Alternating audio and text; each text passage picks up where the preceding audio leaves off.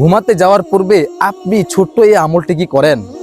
রাসূল সাল্লাল্লাহু আলাইহি সাল্লাম যখন ঘুমাতে যেতেন বিছানায় শোয়ার পূর্বে 3টি সূরা পাঠ করে 2 হাতের মধ্যে ফু দিয়ে পুরো শরীরকে মাসাজ করে নিতেন।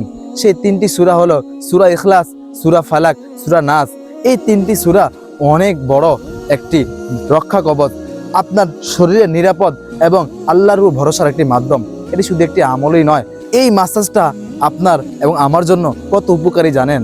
যত প্রকার বিপদ আপদ আছে আল্লাহ তাআলা ঘুমের মধ্যে সকল বিপদ আপদ থেকে আমাকে রক্ষা করবেন। অন্য এক হাদিসে আছে হুজুর সাল্লাল্লাহু আলাইহি সাল্লাম ঘুমাতে যাওয়ার পূর্বে এই দোয়া পড়তেন, আল্লাহুম্মা বিসমিকা আমুতু ওয়া আহইয়া। তাই ঘুমানোর পূর্বে এই আমলগুলো হবে আমার জন্য রক্ষা কবচ এবং ছোট আমল, কিন্তু এই আমলের অনেক বড় ফজিলত। রাতও কাটবে বরকতে এবং দিনটি শুরু হবে প্রশান্তিময়, ঘুমটি হবে একটি ইবাদত।